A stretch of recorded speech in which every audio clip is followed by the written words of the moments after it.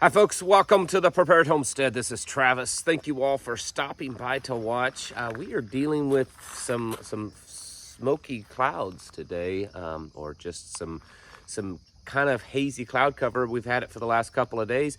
It's because of the Canadian wildfires. At least that's what the local weatherman says. I mean, who knows? They could be spraying us with a bunch of stuff, and they're just saying that it's the fires that's blowing down from Canada, but you never know. I know many of you have dealt with that off and on throughout the year. That's just a horrible disaster up there with the amount of wildfires there and many other places. And that's not the topic today. I just thought I would mention that. Another random thing that I'm going to mention is that I posted my new podcast episode for this week yesterday. So I'd encourage you to go listen to that. Talking about food, what's in the food, what they're putting in it, what they're planning on doing, how critical it is for us to be aware of that. I think it was a pretty good podcast. So you can go to just about any podcast service and you can find the Prepared Homestead podcast and listen to it. It's free. You know, you don't have to pay to listen to it. Apple and Spotify and Podbean and all those other types of, podcasts, whatever they call them, services, you can listen to it. So that went live yesterday. I want to talk about something today that is not going to get lots of views. It's hilarious. I get so many complaints. Not that it really bothers me or anything, but I see so many complaints of people that, oh, you're not talking about the real meat and taters of what to do or how to do it, how to do this, how to do that. How to be a community or group or a mag or how to be off-grid and homestead and survive. And when I do those kind of videos, they typically fall flat and not too many people are interested in them. So that's going to be one for today. Most of you are going to if you already have you've already probably clicked off the video and you're not watching it. The rest of you probably get tired of it and say, well, this isn't for me. This doesn't pertain to me. I'm not going to watch it. Why? Because I'm going to be talking about community. Now, I know a lot of you, probably the majority of you, don't have a type of like-minded preparedness, homestead, something like that community tribe. I get it, that's kind of the minority. But you need to learn these things. I talk about this stuff all the time over on Locals. I try to keep it over there, but I think we need to talk about it here on YouTube for a broader audience. Even though you don't have one, you should be learning how to do one because it's quite possible, hopefully, prayerfully, you will be able to find someone or put something together so that you're not out there alone in the times that we are about to face. And while I don't claim to be any kind of an expert on community, we do have a pretty large, robust, and active close-knit community that we have built over the last 3 or so years. So sometimes I'd like to just impart the experience and knowledge and wisdom we've gathered from doing that. So that's kind of what today is about. It's not easy. It's not easy doing this. A lot of people think that, oh, I wish I had what you had or what someone else has when you've got a group of people, or I wish I was part of a mag, wish I was part of a tribe or a crew. Because, man, that's just going to make things easier. Well, in some aspects, you're correct, especially when it comes to survival. But when it comes to just getting along and getting things done, sometimes it actually is less productive to have a bunch of people. Why? Because we're people. And people are, they're people, and they complain, and they have their ideas, and they want to go a certain direction or this direction, or they're busy. And if you're trying to do something as a group to get everyone on board with, well, it slows it down, whereas sometimes you just go off and do it by yourself, you can get it done pretty quickly. So there's definitely ups and downs and pros and cons to having some kind of mag, tribe, crew community. But in the end, it's really going to be the best option for you. So constantly always encouraging you to somehow do it. Find one that exists or create your own. That's the options you have. And creating your own is not all that difficult. You basically, if you want it to be public, You find a place that you can meet. A lot of times libraries seem to be a pretty good place. Most libraries have meeting rooms that are free. And then just start putting the word out. And you know what? Your first meeting or two, you may be the only one that show up. But keep doing it. Keep putting the information out there. Keep sharing it. And before too long, you may have 1 or 2 people stroll in. And then eventually, you may have a good little crew sitting there meeting. It's not that difficult. But I wanted to talk to you today about, well, what is it? And this is, some of this is going to be just for those that have a existing group. How do you make it work?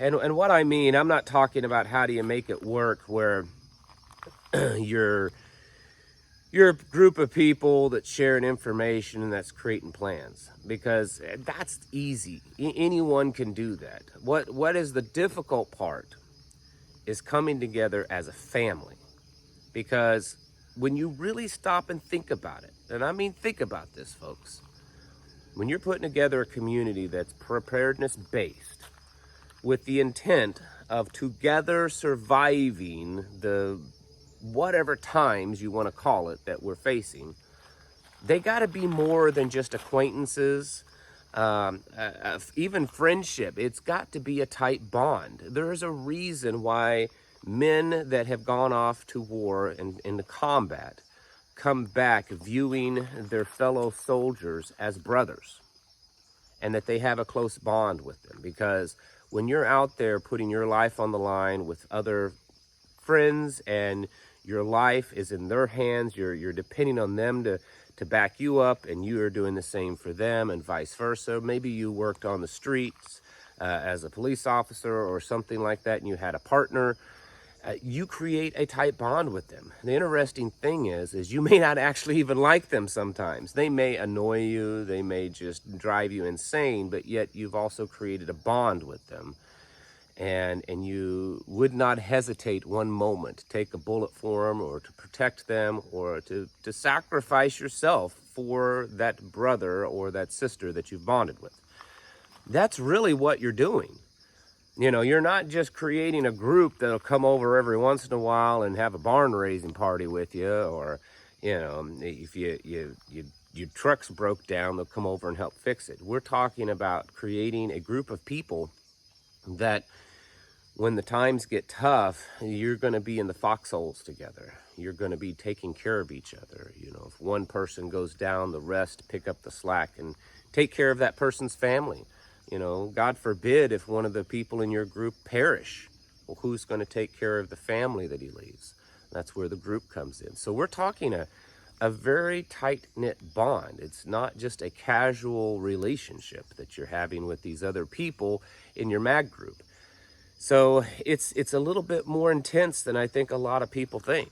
You know, again, you're not just sitting there meeting and talking about, you know, what's the best way to plant a tomato. To do that, it's going to take time. It's going to take time as in the amount of time to put into it, but you're going to have to put time into it on a very regular basis.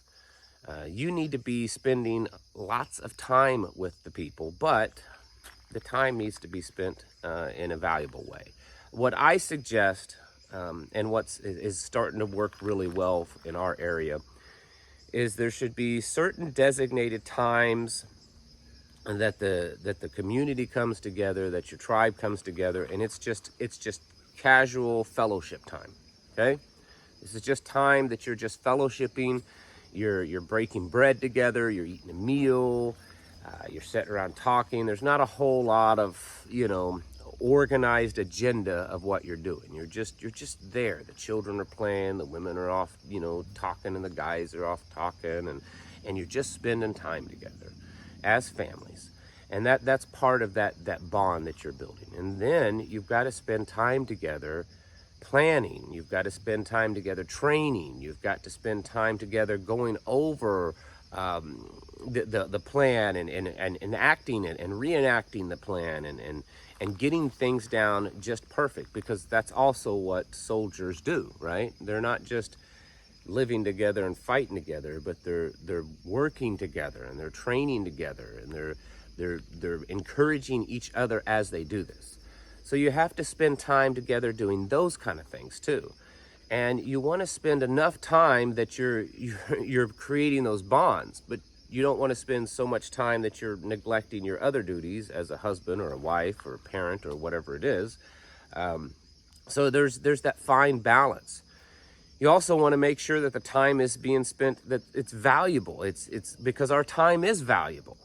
You know, we only have so much time in a day. We have all these things. Most of us have families. We have jobs. We have all these other responsibilities in our lives. So to add some other very, very large responsibility, it's a big undertaking. And that's one of the reasons why a lot of people don't do it, is because it's very time consuming to do what we're doing, of building a tribe, building a community. But it is necessary. And so because time is valuable and it's necessary, you want to make sure that your time is being spent properly. If you're just meeting on a regular basis, and when I say regular, I'm saying at least once a week or twice a week, because it's gotten to the point now, I think, with it, as bad as things are getting, if your group is meeting once a month, that's just not enough, in my opinion. I mean, if it's what's working for you, it's what's working for you. But in my opinion, we're well past the once a month mag meeting. It probably should start to be getting at least weekly, because things are getting serious and we don't have much time left to complete our preparedness plan. But again, if you're spending more time, you want to make sure that it's being spent properly. You want to make sure that you're utilizing your time properly and not wasting it and spending too much time socializing and fellowshipping. I mean, that's good. You want to socialize, you want to fellowship, you want to build those familial bonds. But you also don't want to just do that alone and not be productive as a group. So you want to make sure that you're productive. You also want to make sure that everyone is involved. It's okay to have a single person designated as the leader. Some groups do that. Some groups are more egalitarian. That's fine. That doesn't. Whatever works for you works for you. But if you have someone that's kind of the leader, typically the leader is the one that's doing most of the work. They're the one organizing things. They're the one researching things. Most people in leadership, if they're good leaders, they take it seriously and they pour themselves into it. And then the rest of the group is kind of there following along. Well, in this kind of situation, because of what we're doing and the timelines that we have, we can't just have one person doing all the work. So you need to have everyone contributing. You need to not be trying to create a group of people, but a group of leaders. Everyone in your group should be a leader. No matter how timid they are, they should have something in your group that they are leading and encouraging them to do that.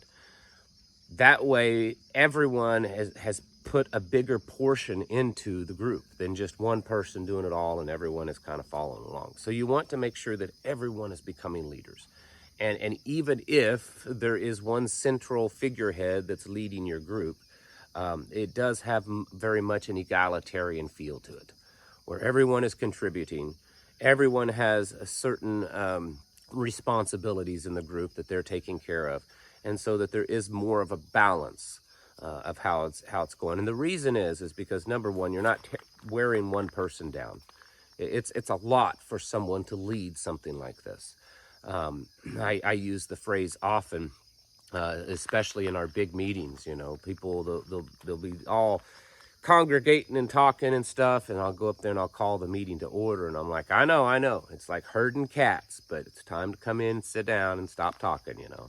I get it. That's how it is. Most people involved in groups like this are very independent-minded. They're kind of that libertarian slant to them for the most part, whether they admit it or not. And so it's a little hard to do that. We have to have strong leadership, but also have strong commitment from everyone to bear the burden of the group and to take on responsibilities and to see through to them. There is great pressure right now, I think, on most people like you and I that really, truly get it. There may be some of you watching that's just casually watching this kind of stuff, and you're kind of on the side when you have a chance, doing a few things to get ready. But a lot of you, I know for a fact, a lot of you are very serious about this. This has become a very primary focus in your life right now because you know how severe things are. And so we don't have time to play around as much as we used to. We don't have time to socialize as much as we used to. We want to spend the time together. We want to build those bonds, but we also right now need to be kicking it into gear.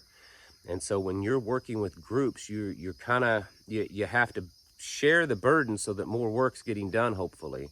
But you also need to be kind of pushing along and directing it and keeping it focused so that the focus doesn't wander off into an area that's unnecessary or an area that's just more fun than it is work.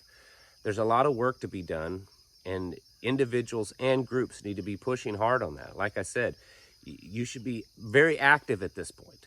For those of you out there that have your little crews and your mags and tribes, I would suggest you to be very active. You know, if you want to set aside one night a week, 1 night a month, I'm sorry, to have like a little social fellowship dinner as a little mag or crew, but the rest of the time I would be really pushing towards getting things done.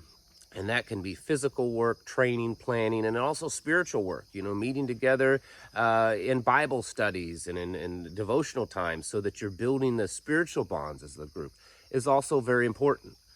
Now, I know this is not a really popular topic. I know that this isn't, you know, wow, this, you know, big catchy, you know, title and, you know, kind of clickbait and all this kind of stuff. Who knows? Maybe I'll make this a clickbait title just to get people to watch. But I'm telling you, of all the topics that I talk about and just telling you what's going on, things like this may be some of the most important. Because no matter how much we prepare and how much we're trying to form groups, if we don't know how to function with each other when things kind of fall apart, if we don't know what to do, if we don't know how to get along, then it's all in vain, right? You know, you can bring together an army of some of the best trained troops in the world, but if they can't get along, if they can't communicate with each other, if they can't function together as a unit, it doesn't matter how good they are. It doesn't matter how trained they are or how good of equipment that they have if they cannot function together. And so putting together a tribe of people that actually can function together and work as a unit and depend on each other and has that bond, that family level bond, is very critical right now, but it also is a lot of work. You know, as far as our local group that I have, you know, what do we call ourselves? I call it a family. I mean, I throw words around like community and tribe and stuff like that. But when I'm talking to them, you know, and I'm addressing what we are or using what we are in a phrase, it's family. That's what we have, is a family. We have different parents, come from different places, but we are a family. And because as a family, we're willing to go to great extents to take care of each other and protect each other. And that's really what you're trying to build. Right now is the time to be doing this. I mean, you should have been doing it a long time ago, but I'm telling you, you need to be doing it now. You need to be figuring out some way. Put a lot of energy into trying to figure out how you're going to bring people together in your area for some level of community, and just push to make it work, because we need to be getting our houses in order and preparing ourselves mentally, physically, and spiritually. Thanks for watching, and I'll catch you in the next video.